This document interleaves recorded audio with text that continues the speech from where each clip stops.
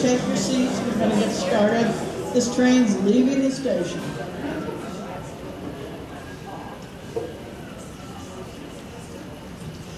On behalf of Jane's children, Randall and Kevin Clark, I welcome you to a celebration of her life that she largely planned. I don't know what the other speakers are planned to say, but I suspect you'll hear a running through one. We'll start with the mayor of our city beautiful, Buddy Dyer.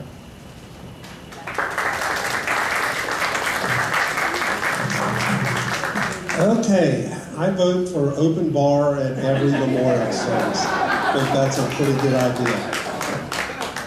And as you get older, you go to more memorial services than you do weddings and things like that, engagement parties. So I met Jane Healy. I remember the exact time. Most of the time you can't remember exactly when you met somebody for the very first time. You feel like you've always been there. But it was my editorial endorsement interview when I was running for the state senate. And I interviewed with her and David Porter. And they gave me a very nice editorial endorsement, which gave me some credibility, since at that point I had about 2% name recognition or something like that, and went on to win that campaign, so I thank her for that. And I also read a nice article about her saying that the first thing that would be in her obituary would be that she was a Pulitzer Prize winning writer, journalist. And I thought it would be how great her Mardi Gras parties were in the very first part of that, because that's what I remember best about her. All right, I'm very honored to have a resolution that I would like to read in her honor. Whereas Ms. Jane Healy devoted more than 4 decades to journalism at the Orlando Sentinel, rising from Metro reporter to vice president and becoming the recipient of the newspaper's first Pulitzer Prize for editorial writing, and whereas Jane championed responsible growth, environmental stewardship, government accountability, helping preserve Central Florida's natural resources and shape the region's future, and whereas Jane believed in the power of journalism to strengthen democracy and civic life, earning widespread respect for her fearless pursuit of truth, commitment to factual integrity, and dedication to public discourse, and beyond the newsroom, Jane remained an engaged civic leader, advocating for investments that enhanced arts, culture, and quality of life throughout Central Florida. And whereas Jane's vision, advocacy, and leadership helped shape the city of Orlando and inspired generations of journalists, public servants, and engaged citizens through her legacy of integrity, courage, and service. And whereas Jane's remarkable professional achievements were matched by her devotion to her family, friends, colleagues, and community, leaving a lasting legacy will continue to inspire Orlando and beyond. Now, therefore, I, Buddy Dyer, Mayor of the City of Orlando, on behalf of the residents of the City of Orlando, extend our deepest sympathy to the family, friends, and all who were impacted by Ms. Jane E. Healy, and declare Monday, June 15, 2026, as a citywide day of mourning to honor the memory of this outstanding servant leader.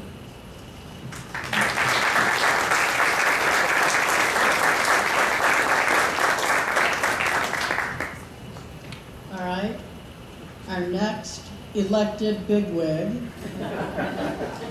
the Mayor of Orange County, Jerry Demmons. All right, I've been called a lot of things. I think this is the first time I've been publicly called a big wig. I look at myself as just a humble servant. Thank you very much. I'm really honored to be here today. Oftentimes, Mayor Dyer and I appear on the same dais and have the opportunity to speak and present resolutions. I have to listen very carefully what he's going to say to make sure I don't have to repeat what he's going to say. And I won't do that tonight because I have some other things that I want to talk about Jane about. I found out something today that I hadn't heard, and Jane and I share something in common. We're both twins, Jane and Monica, Jerry and Terry. But Monica, either one of y'all have twins? No. I have twin sons, Antoine and Antonio. And my father had a twin also. We had a twin sister, so we had 3 generations on the road. But I'm not here really tonight to talk about that. But I had the opportunity to meet Jane Healy, and someone that I immensely respected in terms of her authenticity within this community. And one of the last servant leadership roles that she held here within our county was she was co-chair of our Tourist Development Task Force, that a group of volunteer citizens who I impaneled just a couple of years ago to take a look at the tourist development tax revenues, and if we had any surplus, if you will, from those revenues, how would we spend those dollars? What would be the priorities for our community? And I wanted to find a couple of co-chairs who would be their authentic selves, who would come forward with what they believe was right without the heavy-handed political influence, if you will. And how many of you thought that Jane would be up to the bill there, to not be bullied around and that she would just speak her piece? Well, she did that. And so in a few minutes, I'm going to talk about the next co-chairs of the task force in a moment and see if the character of those individuals kind of follow the trend that we have established. But I do have a resolution here. And I'm not going to repeat what Mayor Dyer said, but what I am going to say is that Jane Healy arose from Metro reporter to editorial writer, editorial page editor, managing editor, vice president, and one of the most respected voices in Florida journalism. And whereas through her landmark editorial series, Florida's Shame, about runaway growth in Central Florida, she received the Pulitzer Prize for editorial writing, the first Pulitzer Prize awarded to the Orlando Center. And whereas Jane Healy was also recognized as the state's top journalist with the Paul Hansel Award for Distinguished Achievement in Florida Journalism, and whereas throughout her distinguished career, Jane remained deeply committed to the advancement of journalism education, serving as a member and chair of the University of Maryland Philip Merrill College of Journalism Board of Visitors, and was honored as a distinguished alumni in 2003 and inducted into the university's Hall of Fame in 2022. Whereas her fearless advocacy and commitment to public interest helped preserve Central Florida's natural resources in Orange and Seminole counties. Whereas Jane Healy continued to serve the community as the co-chair of Orange County's 2023 Tourist Development Tax Citizen Advisory Task Force, where she successfully advocated for increased investment in the arts and cultural programs that continue to benefit the community.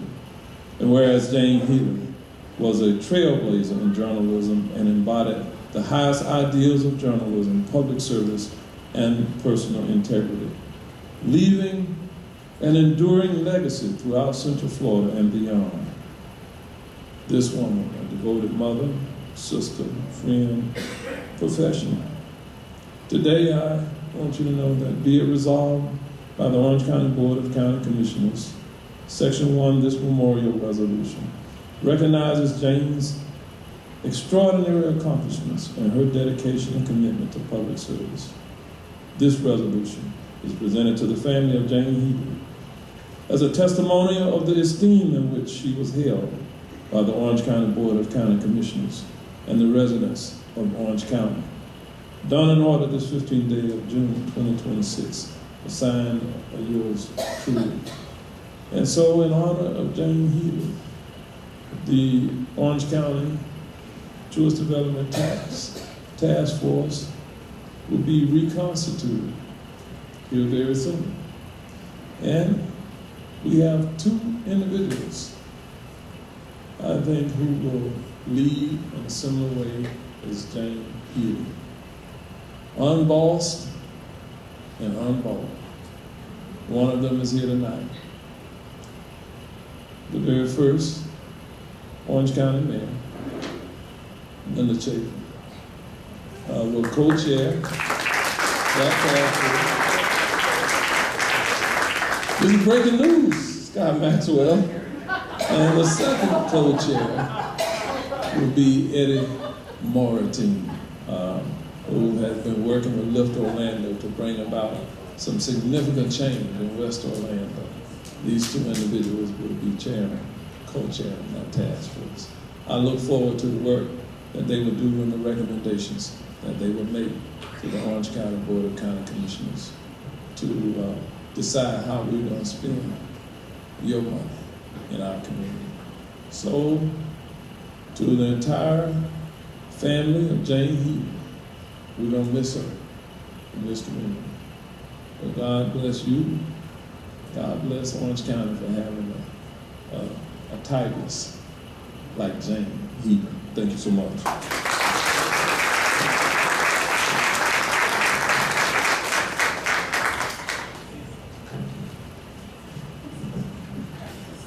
Now, the biggest wig of them all, John for the people Morgan.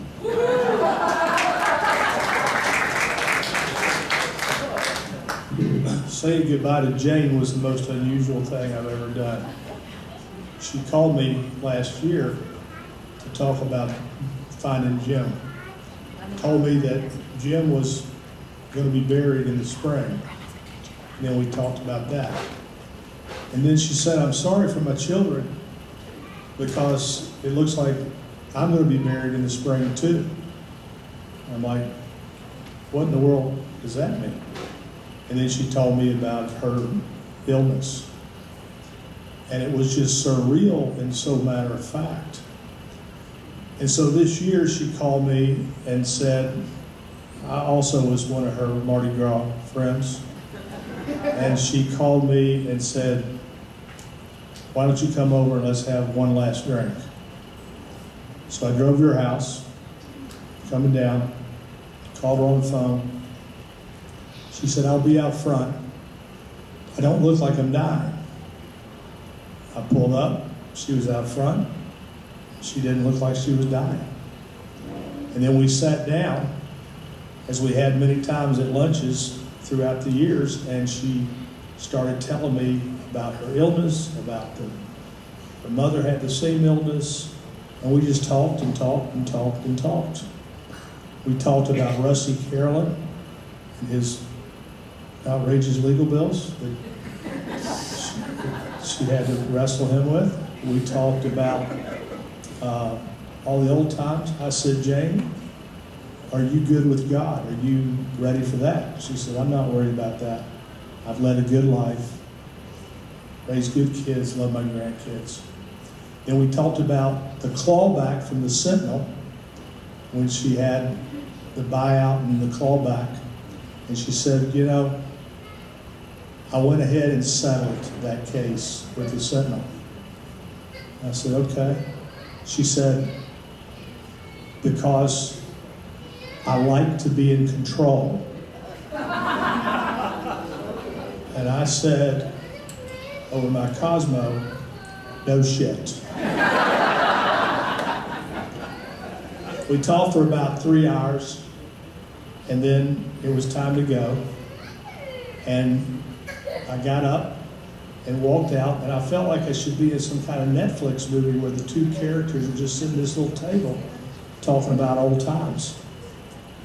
And then I said goodbye. We walked out to the stoop, and she gave me a hug. And I said, well, Jane, I guess this was hello when I came in, and this is goodbye. And it was. And then she wrote me that night. She said I could have talked for hours and hours. It was like old times. So I don't go to many of these anymore, but there are some people you just have to show up for. And Jane Healy was one of them. When I got here today, I was looking at the food, and somebody at the food buffet said, Jane picked out everything, planned everything for this event.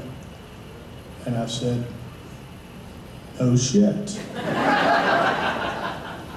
Not only was Jane Healy a force of nature and in control in life, as it turns out, Jane Healy was also in control in death.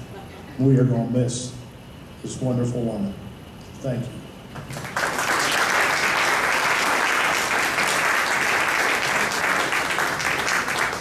All right, let me explain how this is going to go. All the speakers up here have volunteered. They've been capped to a 2-minute limit. We'll see who follows the instructions. Everybody is limited to 2 minutes except for 3 of us. Jane's younger son, Kevin, her twin sister, Monica, and me. And that's because Jane and I wrote the rules. She wanted everyone limited to 2 minutes. So next up is somebody who's not limited, Jane's twin sister, Monica Healy.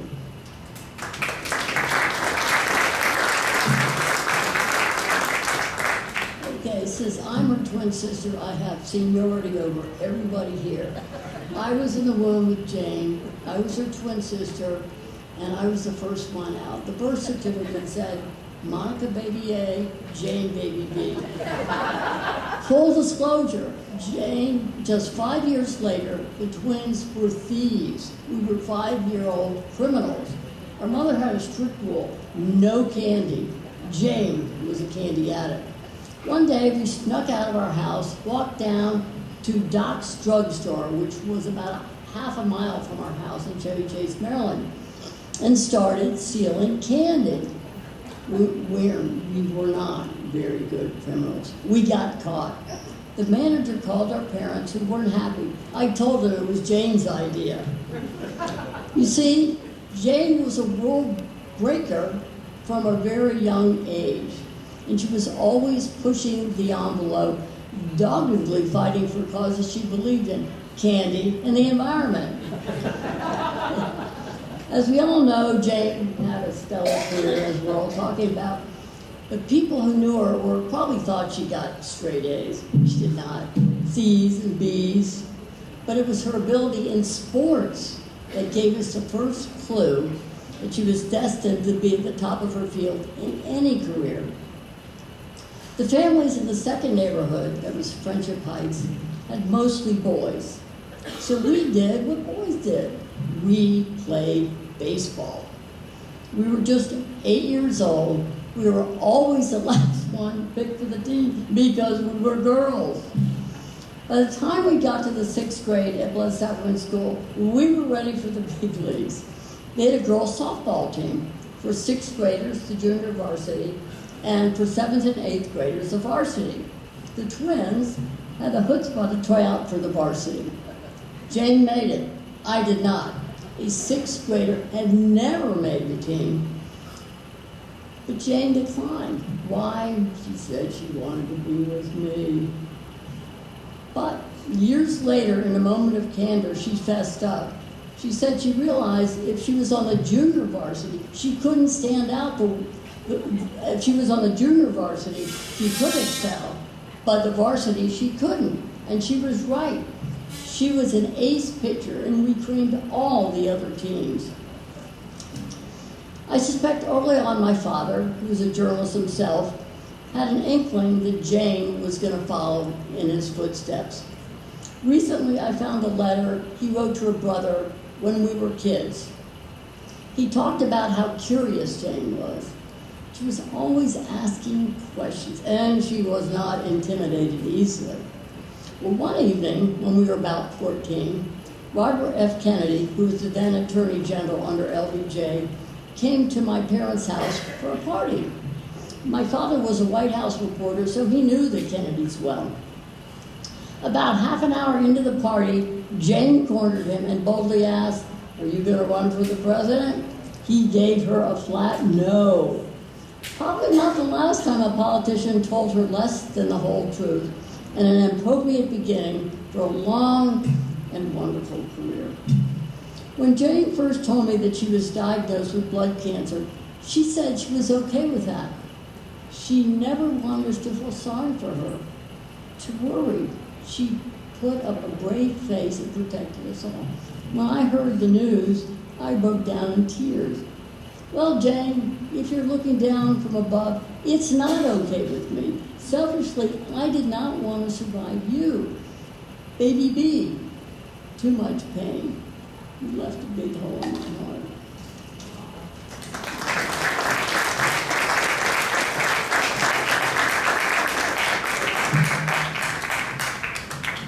I'm going to talk about Jane's life and her death. Jane and I were close friends for most of our adult lives. We met when both of us, in our mid-20s, were assigned to the Sentinel's Winter Park Bureau, covering the municipalities of Winter Park, Maitland, and Eatonville. Can you believe there was a Winter Park Bureau?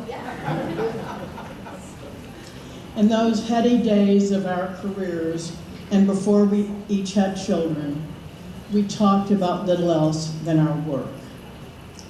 I eventually moved to Tallahassee, but Jane and I always stayed in close touch about our careers, our children, about life. She was exceptionally disciplined in her daily habits.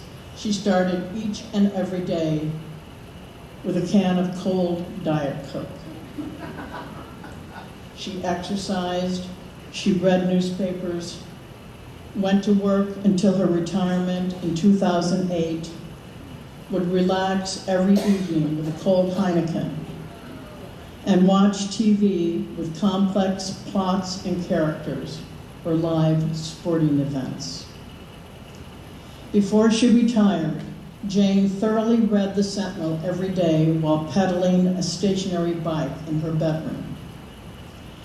After she retired, she took up walking around the neighborhood, 4 to 5 miles a day. She wore black, heavy-duty flip-flops and often walked with both hands on her hips and her fingers pointing backward. Former Sentinel veteran Lynn Osgood, wife of the late Alex Beasley, also a Sentinel veteran, remembered in a note, "We used to see her on her regular strolls. Alex always worried about her feet. He once told her she needed to switch out the sandals for better shoes. Jane assured him her feet were supported, and then told him gently," Liz said.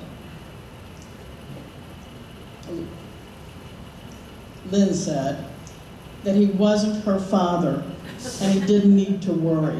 I can just hear her. Jane walked every day until a couple of months before she died. The Diet Coke and newspapers remained a crucial part of her daily life until the end. She read in precisely this order: the Sentinel, the New York Times, and the Wall Street Journal. 3 days before she died, too fatigued and weak to hold the newspaper and read, She asked me to read aloud to her a front-page story about a new candidate in the race for Orlando mayor.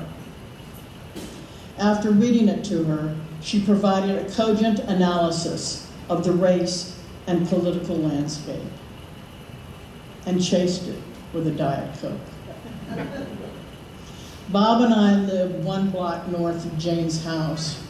During the last couple of months of her life, I would stroll over for regular visits. Bob would mix a couple of cosmopolitan cocktails, one of her favorites, and I'd deliver them to her in mason jars. She imbibed until a week before she died. By the way, cosmopolitans are a featured drink at the bar. If you haven't had one, you might belly up and have one in memory of Jane.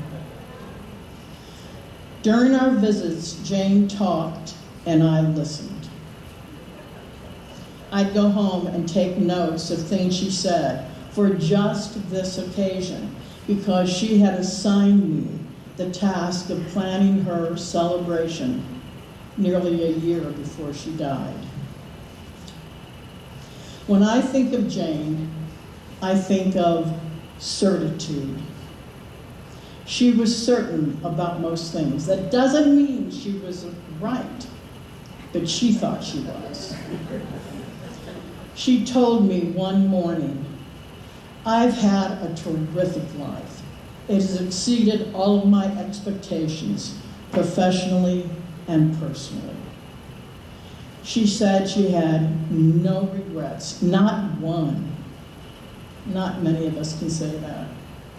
She accepted that life and people aren't perfect, yet her life was fabulous. Her house was more than a home and more than her castle. It was her palace, where she cherished every nook and cranny. She'd invite me over to admire a new throw pillow that I would have described as a basic square lavender pillow. But in Jane's eyes, it was an object of art. She'd have me view it from different angles, up close and from afar. Didn't it stand out? Didn't it pull the room together? Didn't it provide a focal point?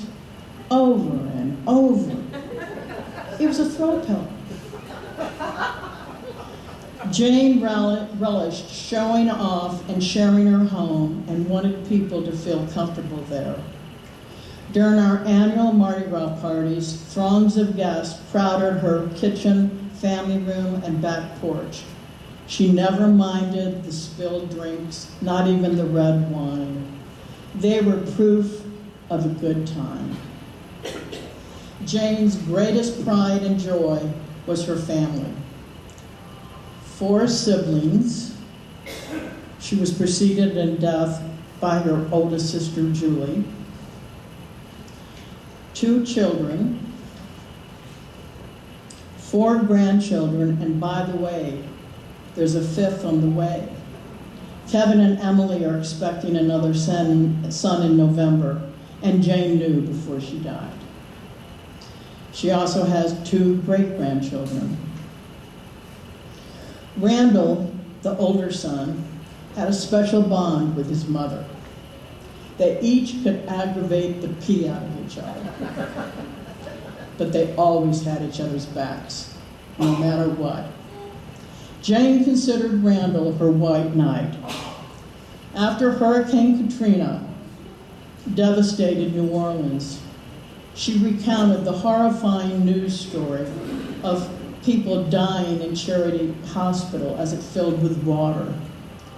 She told me quite confidently and with certitude, I'd never have to worry about that. Randall would have found a way to get me out. And Randall, you surely would have. Randall, you couldn't have had a greater protector, defender, or champion. And Kevin, your mom burst her buttons week in and week out with your journalistic successes, which have come in rapid succession. She sent out weekly alerts so none of us would miss any of your TV appearances. That apple didn't fall far from the tree, did it? She couldn't have been prouder. Well done, Kevin. Beyond her 2 children, the highlight of Jane's life was her career. One day, while waxing philosophically, she told me, "I can't believe I got paid to do my job." She said, "The pinnacle of success is loving what you do so much you do it for free. I got paid a lot to do what I loved." Jane loved, loved, loved every day she reported for work at the Orlando Sentinel. Her work brought her enormous satisfaction and pride. She learned about 6 years ago that she would die of the same disease that claimed her mother's life, MDS. It's a bone marrow disease that depletes the hemoglobin that carries oxygen to the entire body, and platelets that cause blood to clot so we don't bleed to death. She told few people outside of her family because she didn't view herself as sick, and she didn't want others to either. Until the day she died, she did not look sick. She took delight in how surprised people would be when they learned of what she called her demise. And I'm certain she's right. I'm certain many of you were surprised. Nobody appreciated a scandal more than Jane.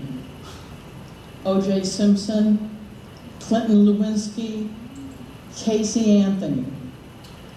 But nothing brought her greater interest or pleasure at the end of her life than Jeffrey Epstein.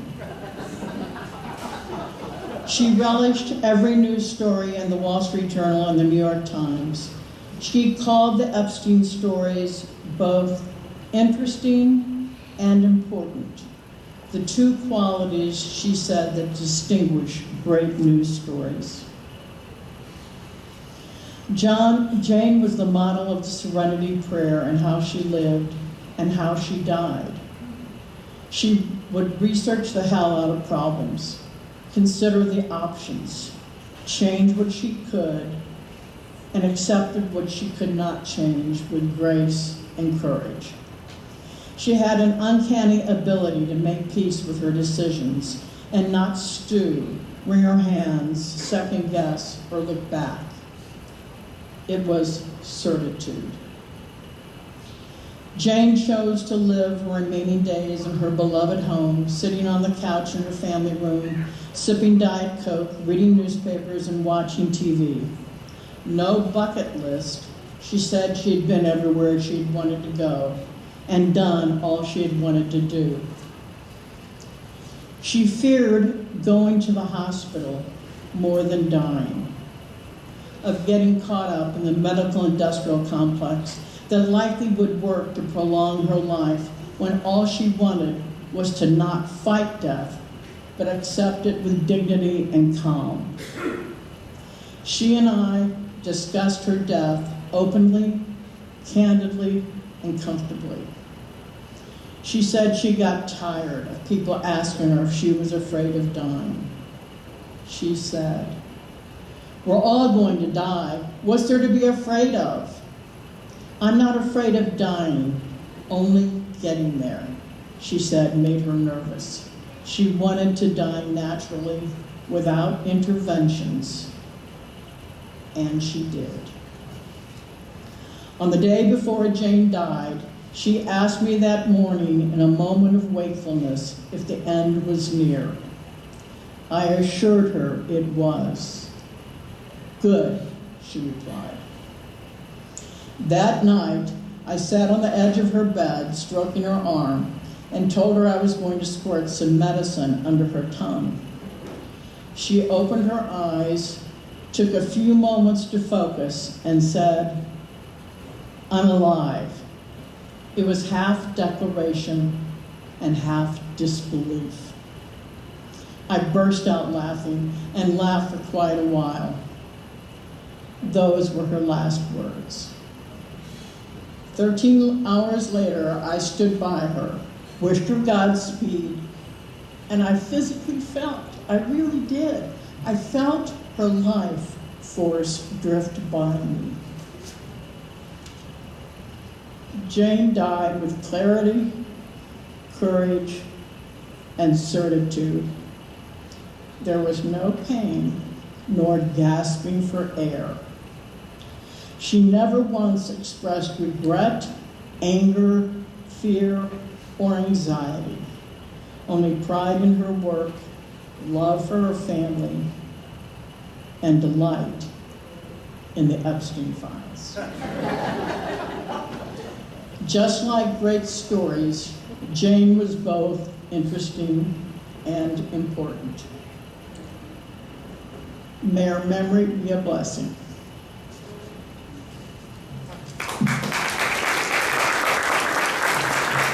And now,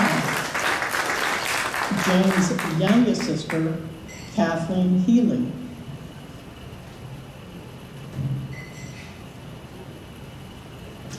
Thank you, Judy. That was beautiful. And thank you, Monica, and everybody else who has spoken. It's been really, really beautiful.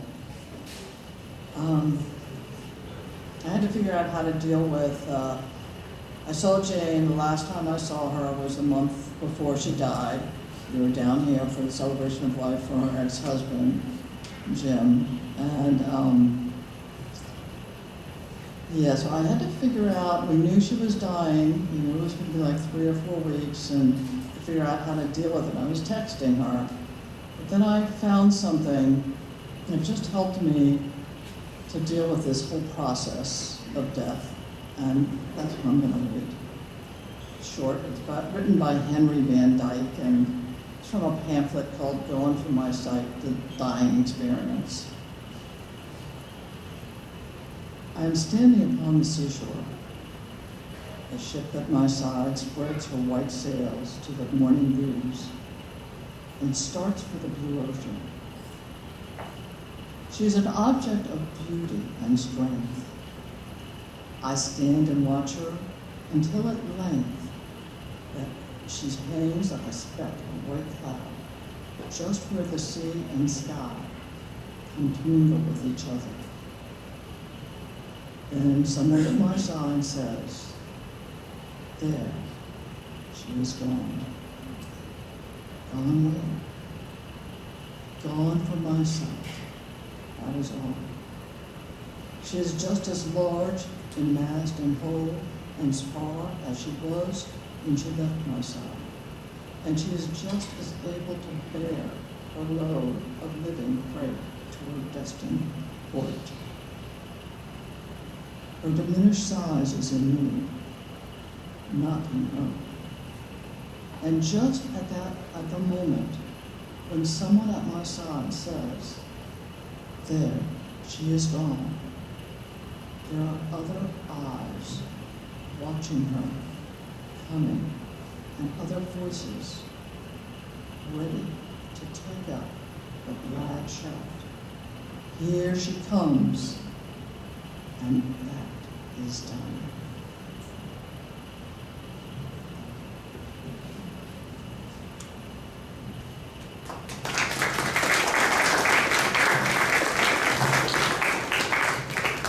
And now it's my distinct pleasure to introduce you to Jane's mentor, who meant so much to her, the former Sentinel editor, who was editor for all 3 Pulitzer Prizes won by the Sentinel, John Hale from Baton Rouge.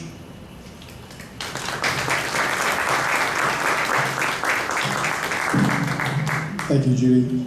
Thanks to Kevin and Randall for following through on what Jane wanted, and also to Judy for really doing the detailed work of making it all come together. I do find it just a little bit ironic, though, that Jane would hold us to 2 minutes in our comments.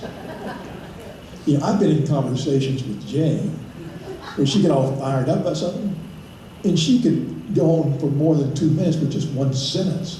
And sometimes she wouldn't even take a breath. But she was a great journalist by any measure. And she and I were both colleagues and friends for more than 45 years.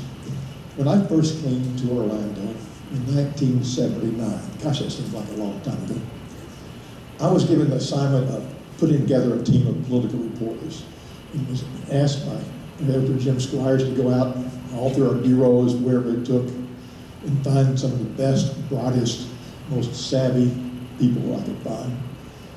Jane was one of those people, and she lived up to every bit of it.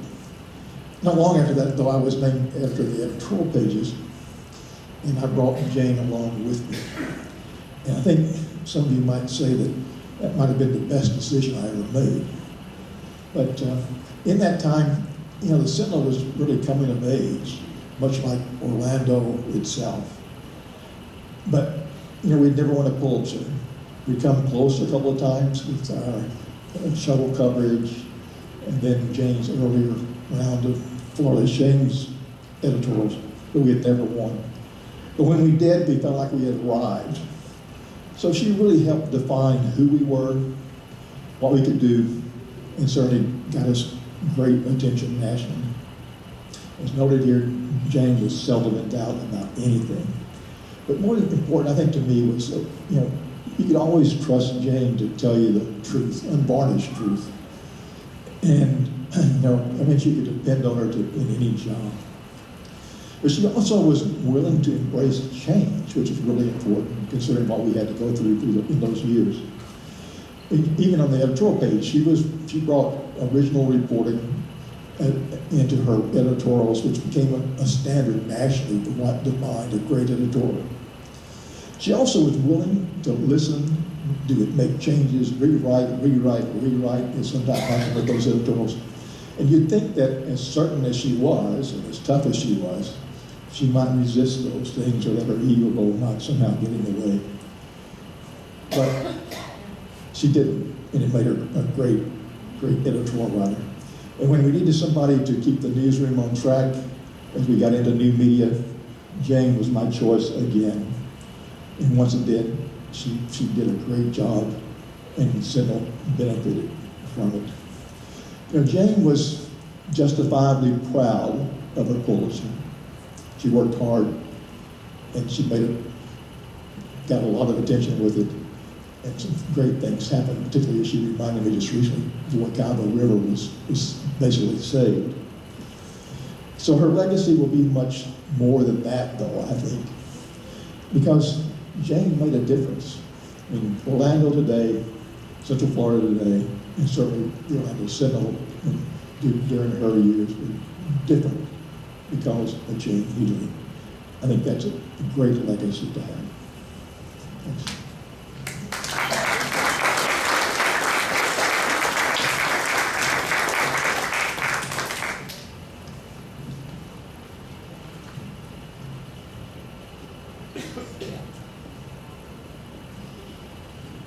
All right, next up was supposed to be Charlotte Hall, who was an editor of the Sentinel from 2004 to 2010. But she's traveling, so she asked former Sentinel editor Mike Lafferty to read her remembrance. But he got sick. And he texted me this morning to say he was in Europe last week and gotten sick and was off to the doctors. So I'm filling in for Charlotte and Mike, reading Charlotte's remembrance. Jane and I worked side by side at the Sentinel, both reporting to publisher Kathy Waltz, an unusual female leadership trio in those days. While my office was only a few feet from Jane's, our daily paths rarely crossed. The whole point was to keep the Sentinel opinion pages Jane's responsibility, separate from news coverage, my responsibility. Yet we also became friends, and that friendship deepened after we retired several months apart. Then I could be as opinionated as I wanted, and Jane and I usually agreed, though not always. I had tremendous admiration for Jane as a journalist for her deep knowledge of Central Florida and the clarity and power of her writing. As a friend, for her love and care of her family, her civic spirit, her strong moral compass. Jane and I also were a part of a circle of retired Sentinel women and other Central Florida women leaders. We celebrated each other's birthdays with great fanfare, and once a year, Linda Chapin hosted us at her family's second home in Boca Grande.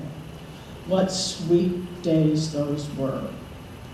In more recent years, on my annual visits to Orlando, Jane and I would sit and talk for hours, sometimes on her porch, sometimes over lunch or happy hour. About a year and a half ago, Jane told me about her illness. She said there was no cure. I was stunned and moved by her honesty and courage. This January, she wasn't well enough for a visit, and we last talked by phone about 10 days before she died. Above all, Jane lived a life of service. I will always miss her, and I am deeply grateful for her friendship and the example she set for us all. All right, now the current editor of the Orlando Sentinel, Roger Simmons. Thank you. When I started at the Sentinel in 1993, Jane was already the managing editor there, and I was just a wide-eyed young journalist feeling very fortunate to be at the Orlando Sentinel at that time.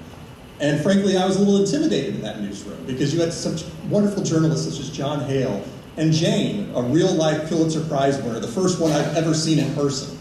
So it was a big deal for me.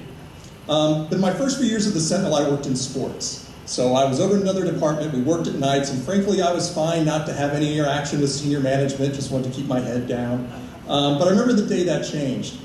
At the Sentinel, we used to have these annual awards for our journalism in the newsroom. And these used to be really big, lavish events they would have at hotels out at Disney or some other places. And as years went on, we had to scale those back a little bit. And one year, and I'm not sure exactly who came up with this idea, decided that instead of having a traditional awards ceremony, we would have something in the newsroom called the Prize Patrol. Now, what this was is the senior editors would roll a cart around the newsroom. It had a big flashing blue light like you used to see in Kmart, and little bicycle horns. So they'd walk by, honk, honk, honk, Prize Patrol, Prize Patrol, to get everybody's attention about what was going on. And this is all happening on deadline too, so curmudgeon reporters are kind of like, what's going on? But one day Jane was in charge of the Prize Patrol. And I look up and I see her pushing the cart around the room, honking the horn and everything, and she stops at this reporter's desk, and I wish I could remember exactly who it was. But she stops, the reporter looks up excitedly at her like, I'm getting an award, and Jane just looks at him and goes, psych, and then moves the cart and rolls it off to whoever the real winner was. And I just laughed my ass off at that when that happened. But that really took away this veneer that Jane had where I was intimidated by her, and I'm like, I want to get to know this person because that was funny as hell. And it really let me see that other side of her. And years later, when I became managing editor and then executive editor at the Sentinel, Jane was so kind in letting us talk, and I could ask her questions about the two positions, and just offering me encouragement and ideas and suggestions along the way, and I really appreciated that. And so I'm always going to remember that Prize Patrol moment because in the end, I was the one who was rewarded with the prize of getting to know Jane and getting to learn so much from her journalistic wisdom. Thank you.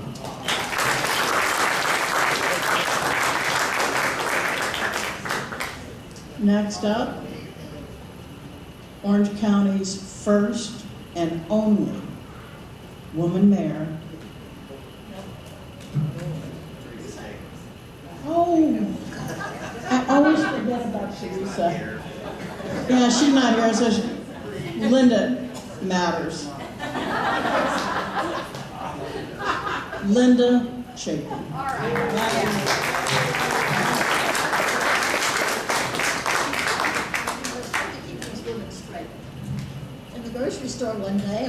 talked to me and said, I know you. You were one of those women. Absolutely true. Unlike most of you, I was not close to Jane during her working years, but I did have an excellent vantage point in the 90s to watch what she was doing and to admire her, which I did, her research, her writing, her influence. I once tried to change her mind about an issue that I cared about, and I learned something that day about her stubbornness. In fact, her editorials could change an outcome on the county commission in the 90s between 6 a.m. and noon on any given Tuesday. We became close friends when she retired with a group of women, as Charlotte noticed, that included Rita Bornstein and former Congresswoman Pat Schroeder. Those were good times with others. She and I, by then, were close enough so that she shared her terminal diagnosis with me a year or so ago. And from then on, she occasionally referred to the time that she might have left, always very matter-of-factly. 4 days before she died, when I was with her, she was reading the news and debating it, as she always did. Oddly, the next night I came across a quote from a favorite book of mine.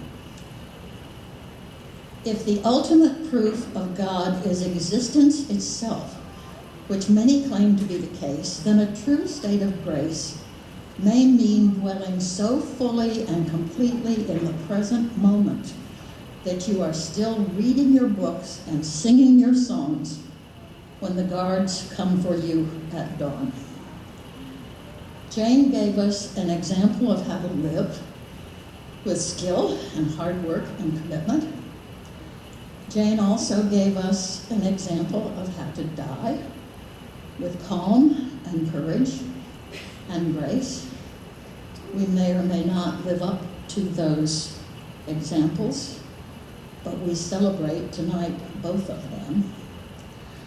I will confess to one more exchange. When I'm given bad news, I often respond, Shakespeare comes to my mind right away. And when Judy let me know that Jane had died, I answered with some of the wonderful Flights of Angels quote. Whereupon Judy reminded me sternly that Jane was never sentimental, and I was reproved. But I did offer one more response. Well, you're right. But wouldn't that have given Jane one hell of a great surprise? Thank you.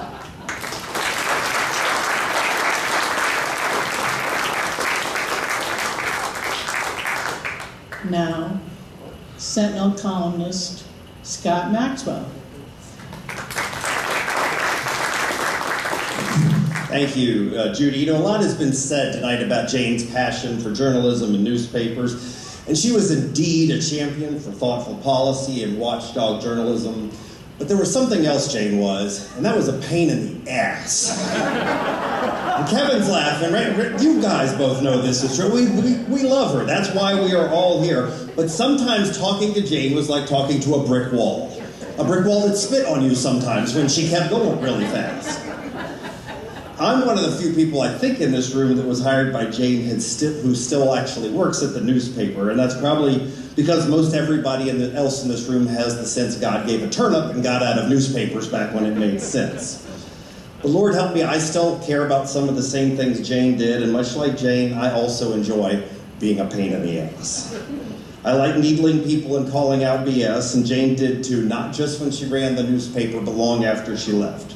In fact, in recent years, Jane would sometimes send me lengthy emails and texts, not to ask how I was doing or check on my kids. I'm not sure she knew I had kids. She did. She didn't care. She wanted to talk politics and policy. Now, she had a lighter side. We mentioned everybody liked her Mardi Gras parties, and boy, she loved her boys, both fiercely protective and proud of both of you. And you know she loved her friendships, and for those of you who don't know, Bob and Judy were nothing short of a godsend for Jane in her final months. You couldn't ask for a better champion in Judy. But Jane was largely a serious person, especially when she knew time was short. And when Cindy and I were fortunate enough to spend another about an hour and a half with her in a couple weeks before she passed for that last drink John Morgan described, she knew she was dying, and she said as much. But she didn't want to talk about that. She wanted to talk about journalism and this community and fucking tourist taxes. Jane believed that journalism was a calling, a mission, and a responsibility, and that's why a few weeks ago, when I learned that tourist taxes were actually going to be probably a key issue in the next county mayor's race, I sent her an email letting her know that she could rest easy knowing that some of her legacy work on that front had made a difference. I later learned that that email hit her inbox a few hours after she passed. But I know that she knew her work made a difference. If you didn't believe it, just ask her. And frankly, I think the world could use a few more pains in the asses when it comes to speaking truth to power. The best journalists aren't in this business to make friends. They care deeply about the communities they cover. They want to give voice to the voiceless. They want to not only comfort the afflicted, but afflict the comfortable. And Jane was fearless in that regard, all the way to the end. So here's to Jane, and to all the other pains in the asses in this room that she surrounded herself with, because she knew they all make the world a better place.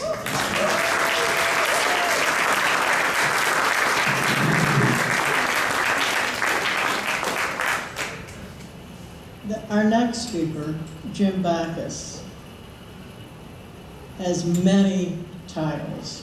Former this, former that, former this. They're all impressive. He asked to be identified as the Distinguished Professor of Global Affairs at the University of Central Florida. Jim Backus.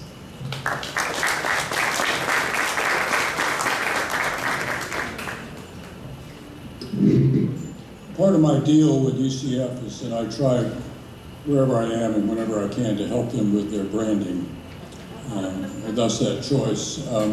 I'd like to talk briefly a little more about what it was that Jane cared about. Few communities, certainly not ours, can afford to lose a visionary voice such as that of Jane Healy. Our community here in Central Florida is far better than it would otherwise have been because she was here, and from time to time we listened to her. It would be a much better place than it is now if we had listened to her a lot more. I knew Jane for 53 years. In 1973, when she came to the Sentinel, I was already there. Jane was 1 month older than I am. So we were counterparts, peers. And I remember the first thing she said to me when I introduced myself. She said, "I hear you're a bit of a hotshot around here." I set out then to prove myself to Jane, and I think I did when she realized that I shared her aims. What were her aims publicly? In one sentence, I would say that she sought the fullness of human flourishing for everyone in a thriving and bountiful nature, and natural environment. That's what she sought. At the time in Florida, we called it growth management. Globally, it's called sustainable development. That's what Jane spent her life working for. And I think the best thing we could do to honor her would be to keep working for those aims to which she devoted her service. Because that's what it was indeed. It was a life of service.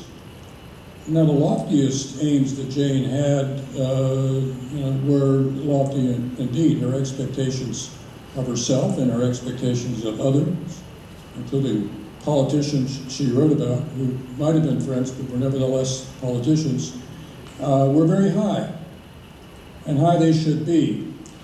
Trying to end poverty or protect the environment may be hard to do. It may be a lofty aim.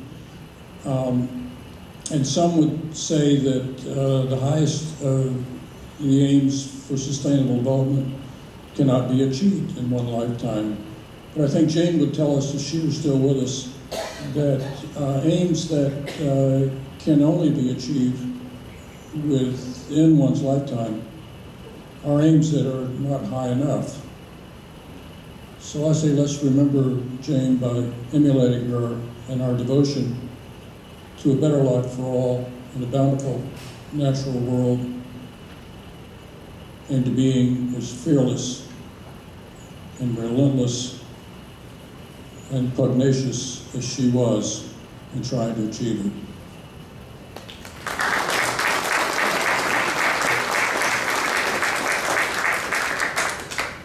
Next is Sandra Keyes, who was a Sentinel op-ed page editor and assistant managing editor for news features back in the mid-'80s.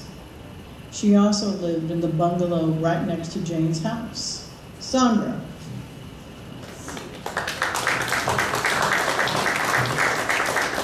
I've written this down because I'm picturing Jane standing behind me with a stopwatch. I even timed myself. Jane was my next door neighbor for 4 years and my friend for more than 40.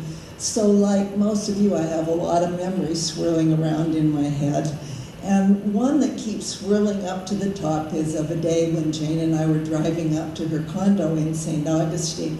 I was so ready to be at the beach. I could almost hear the sound of the waves rolling up to the shore.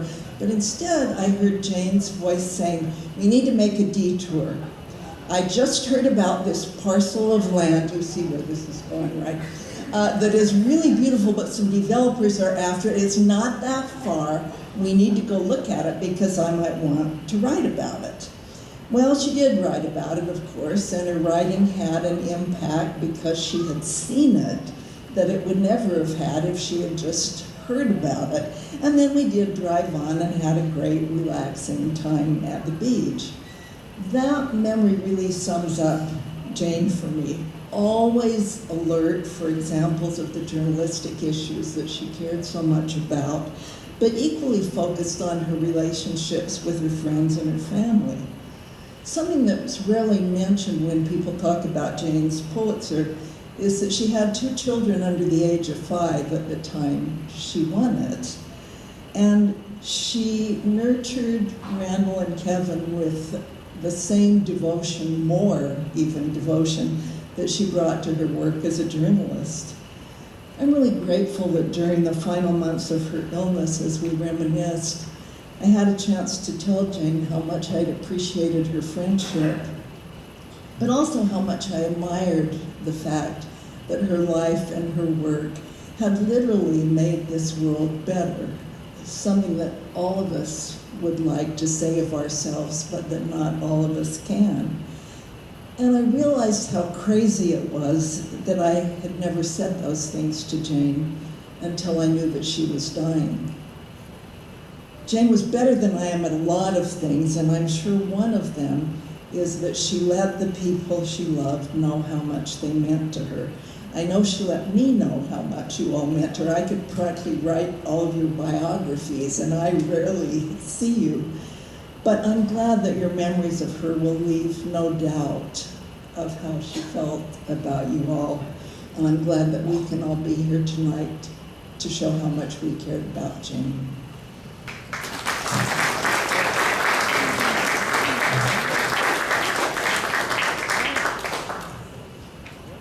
Our next speaker isn't here. The peripatetic Jackie Hughes, Jane's good friend and traveling companion, is in Switzerland. but Jackie sent me a remembrance to read. Jackie was principal of Winter Park High School from 1988 to 2001, after which she went to the Orange County School District office as an associate superintendent. Jackie wrote, "My dear friend, Jane, oh, how I miss being with you all today to celebrate Jane. Jane was my wonderful friend for over 30 years. We met at a BIO, by invitation only. It's a dating service function. We both were looking into the availability of suitable male species in our area. We chatted about education for her sons. The next week, Jane invited me to lunch at the Orlando Sentinel. I knew I was in tall cotton, a Mississippi phrase. From there, we took many walks together. I panted to keep up. Remember, Jane walked with her hands on her hips and flip-flops. And then had a Diet Coke on her back porch and chatted about the best news lately. The photos that hung on the hall wall commemorating significant events of hers and how our lives were going. How I enjoyed all of those chats. We went together to France for the Roland Garros tennis matches. There were several times at her beach condo in St. Augustine, holiday and other meals in her home, even invitations that included my nephew and his partner. Other events included meals from the grill with some of her family members. So many memories I have. Thank you, Jane, for inviting me to be your friend. I will always know the admiration and respect I have for you. Life won't be the same without you. I love you dearly." Now, 30-year veteran of the Sentinel, Lisa Chachi.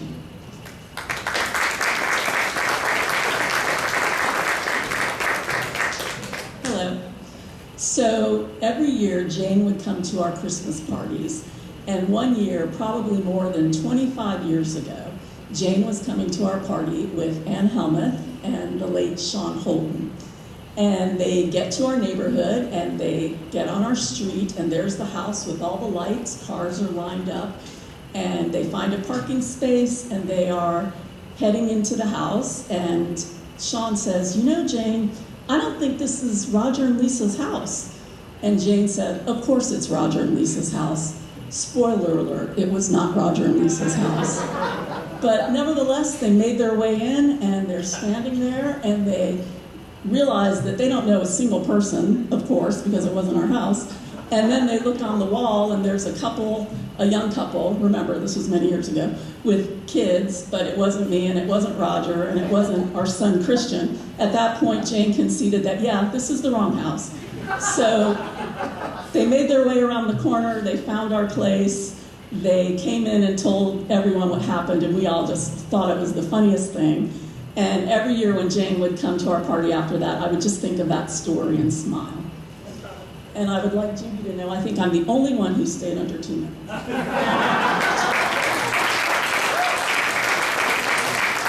Well done, Lisa. Next, Mike Griffin, who worked at the Sentinel for 24 years as a reporter and editor.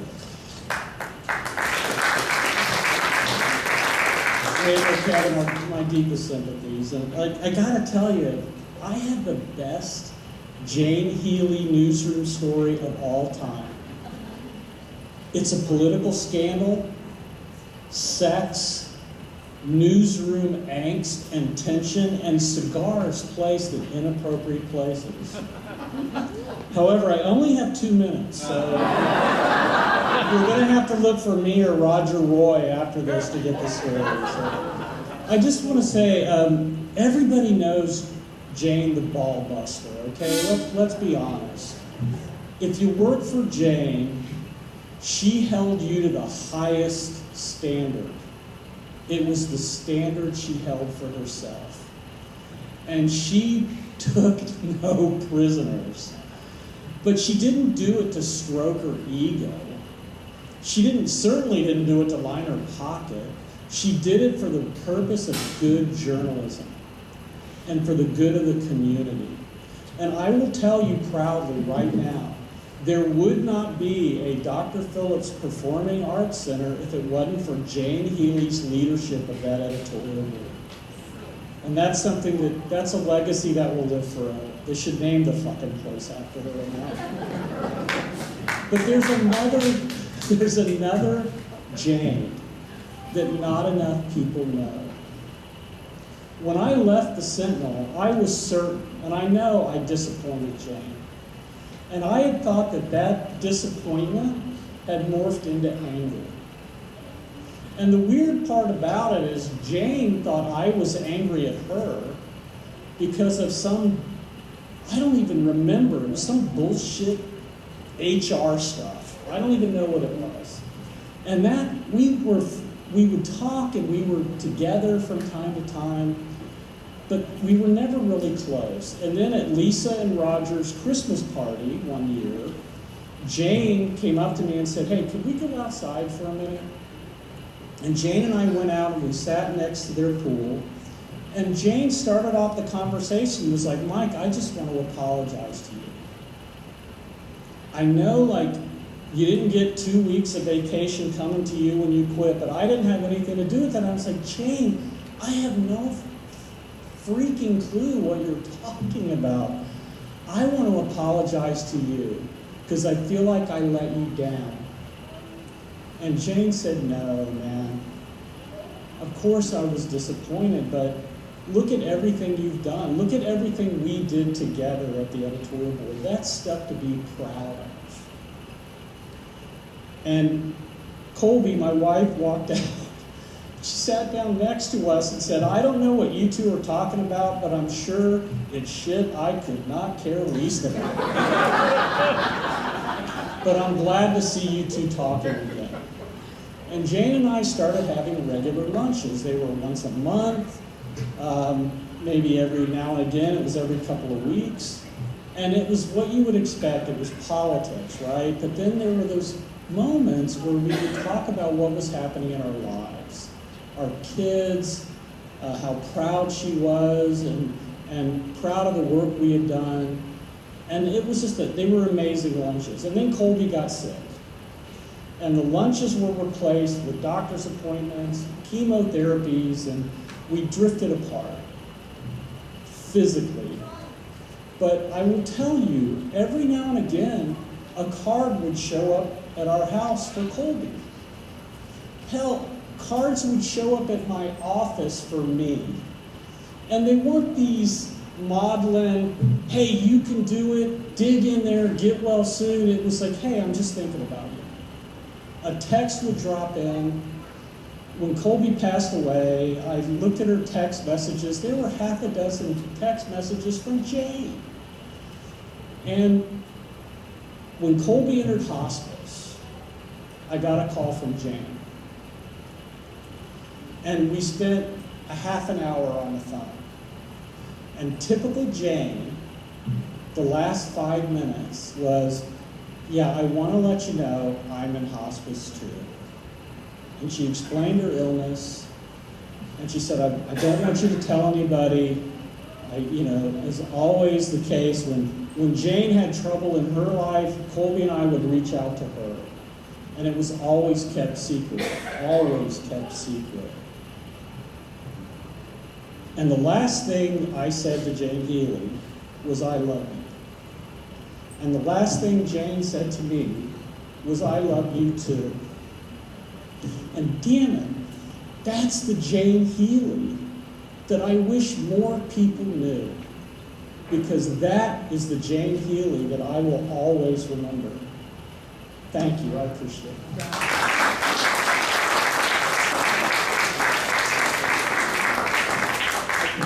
Jane worked with lots of new young reporters, but she had a particular fondness for those who came from her alma mater, the University of Maryland. Next up is a University of Maryland alum, Jason Garcia. He was a reporter for 16 years. He's now the publisher and reporter of Seeking Rents, the newsletter and the podcast. Jason.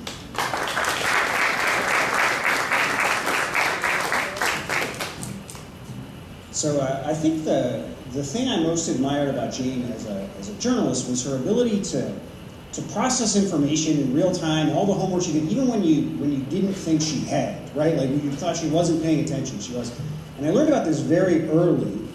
Like Judy said, I was brought to the Sentinel by Jane, and she had come out to the University of Maryland, where I was a junior at the time. She was actually there, had nothing to do with me. We had some like hotshot sports writer who was a senior that she really wanted to hire. And so the school decided, hey, well, you're here, talk to a bunch of our juniors about an internship. So I got crammed into a line with her, or line to meet with her. And so I had 15 minutes with her. And so we sat down, and it's one of these stupid interviews where it's like, she's like, why do you want to be a journalist? And I started talking about how much I love newspapers and stupid stuff like cutting out like old newspapers and giving them to my parents when I was a kid. And the whole time, though, she's kind of like looking around, not really paying attention. Every time someone would walk by the door, she'd kind of start and look up. And then eventually, that hotshot sports senior walked by, and I'm in the middle of an answer about, again, how passionate I am about journalism. She's like, just hold that thought for 1 second. She runs out to go talk to the guy, and that takes up the entire 15 minutes. She like walks back in, and she's like, okay, where were we? And I was like, I think I was telling you about how much I love journalism. And she was like, yeah, that's gonna be great. We'll be in touch. And so like I walked out of there thinking, I remember talking to the advisor at the University of Maryland, who was like, how'd it go? And I was like, well, I don't know where I'm going to be this summer, but it sure is not going to be Orlando, Florida. But find out later, and I also spent a lot of time making my opinion known about her lack of judgment and the fact that she didn't know anything, and who cares what she thinks anyway. Get a call the very next day from her. It turns out she'd been paying attention to every single word I'd said. She even remembered the stupid story about cutting out newspaper stuff. And she ended up bringing me in, and so obviously my opinion of her judgment changed for this.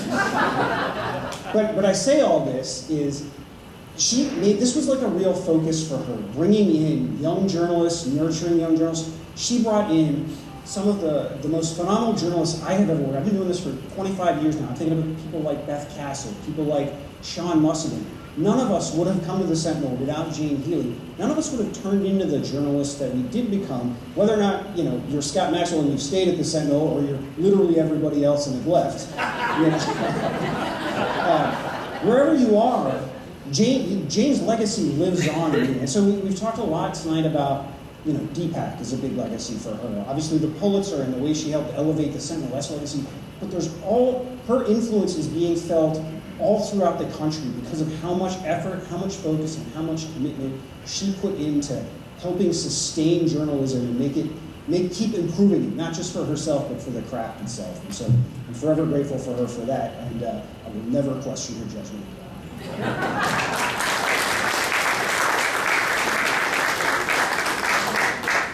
Next is former Sentinel sports writer and opinion columnist, George Diaz.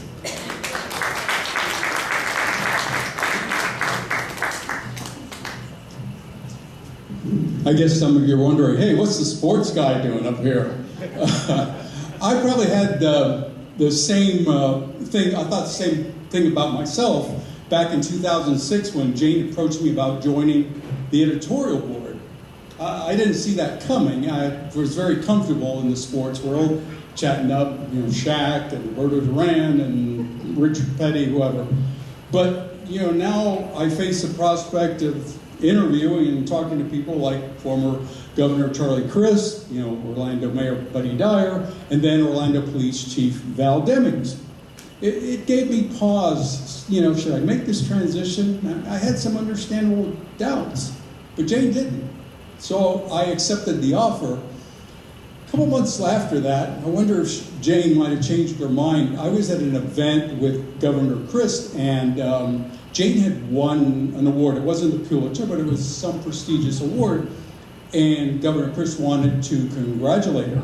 So I had Jane on the phone with me, and I looked at Governor Crist, and I said, "Hey, Charlie, Jane wants to talk to you." Probably not the way to address the governor of the state of Florida. And Jane reminded me that that was not the way to address the governor of the state of Florida.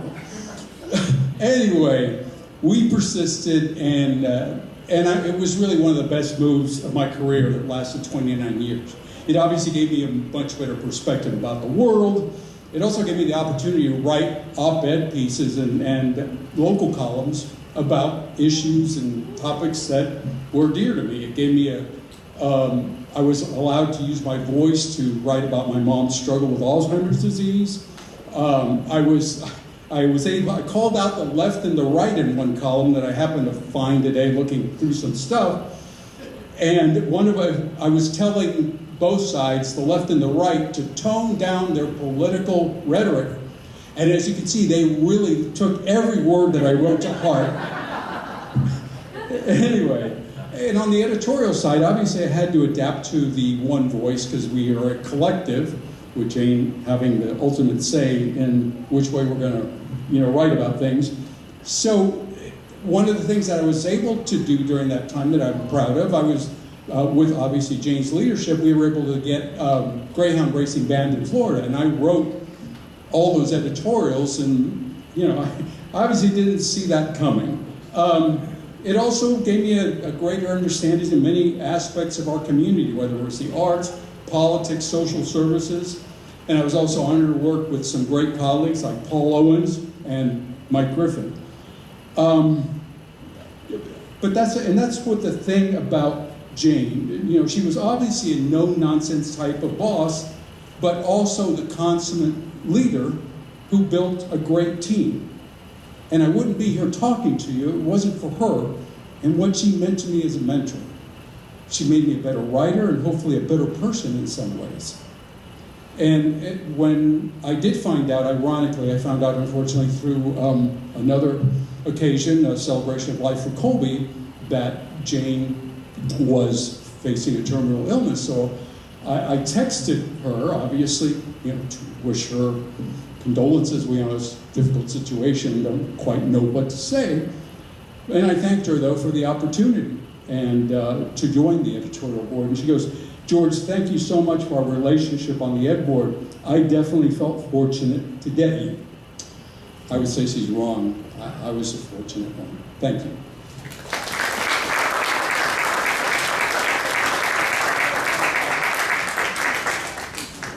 Finally, Jane's younger son, Kevin Clark.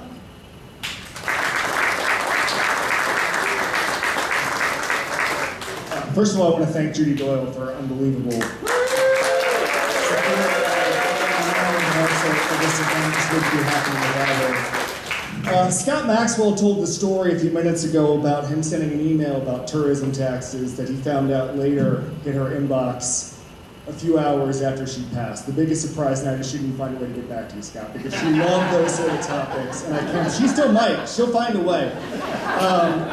I gave a eulogy at my dad's a couple months ago, and I talked about how when you are close with a parent, that their voices are always rattling around in your head, and so you're never without them. And I told the story at my dad's about how I wore a tie, because I could just hear my dad saying, "You're wearing a damn tie, right? You gotta put this tie on, you gotta wear a full suit." And luckily, I know what my mom would say here, which is, don't cheap out on the open bar. And the reason I know that is because she texted Judy and I all the time, "Don't cheap out on the open bar" in my memorial service. We have about 10 each of that. But when I was thinking about the stories I've told about my mom in the last couple weeks, the number one thing I keep going back to is some advice she gave me before I started a really, really menial job at Chicago Tribune, answering phones, putting low-level scores in the paper. She said, "Be the best in the world at it." And I didn't really know what that meant. How are you the best in the world at putting low-level Big Ten softball scores in the Chicago Tribune for an edition that doesn't even circulate within the city limits? It goes to the suburbs. She said, "No, be the best in the world at it."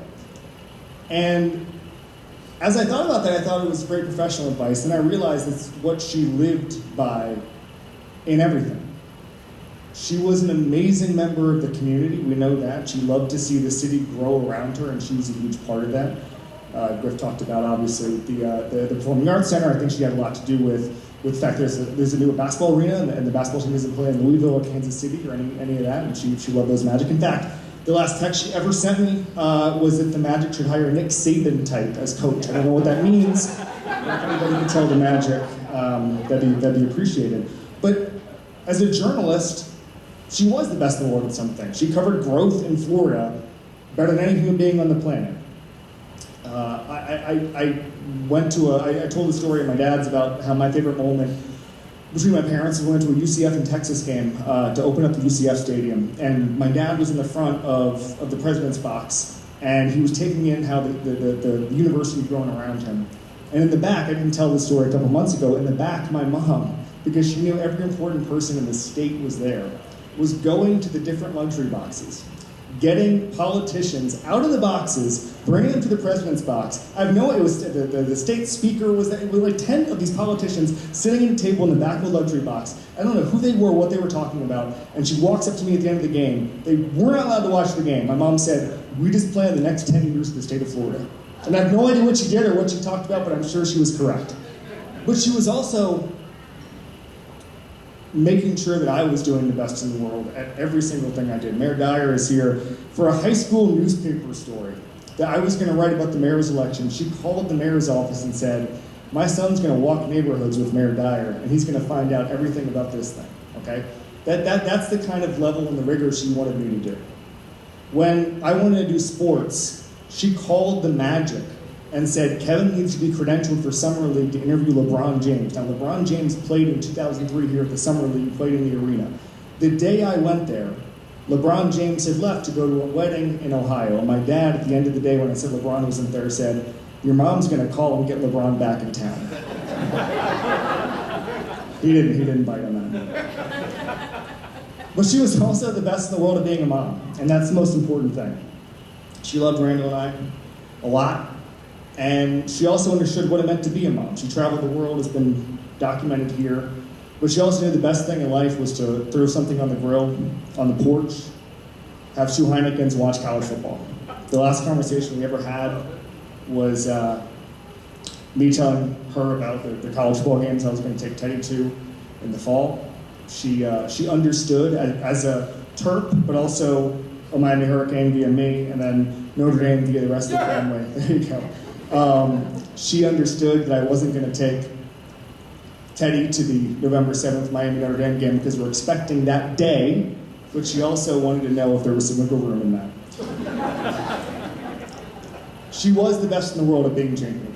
She was the best in the world at living in Orlando, and I think everybody here and everybody that she wanted to be here is here and speaking. I mean, it's pretty much 100% attendance here as far as people she wanted to be here. I think it's testament to the power of the life she lived. And I think Judy's going to give a toast here in a minute, but I want to thank you all for coming. She was an amazing woman. She was an amazing part of the city. Thank you so much.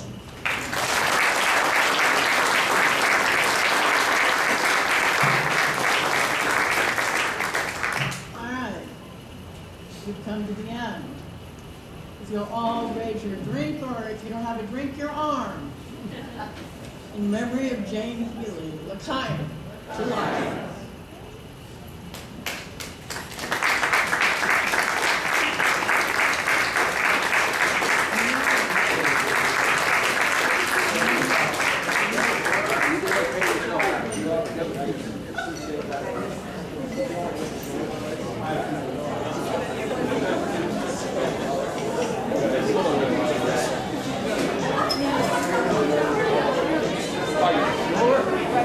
I almost took a shot.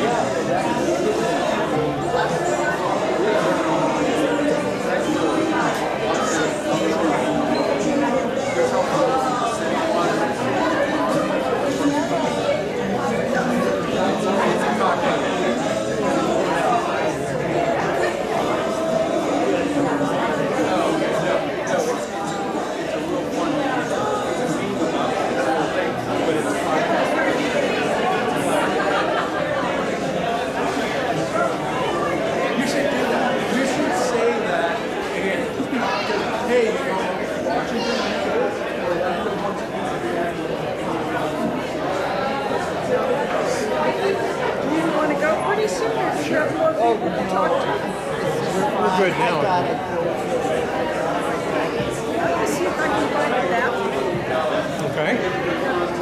I don't. You gotta have one. What kind of fish? They're bound to have one.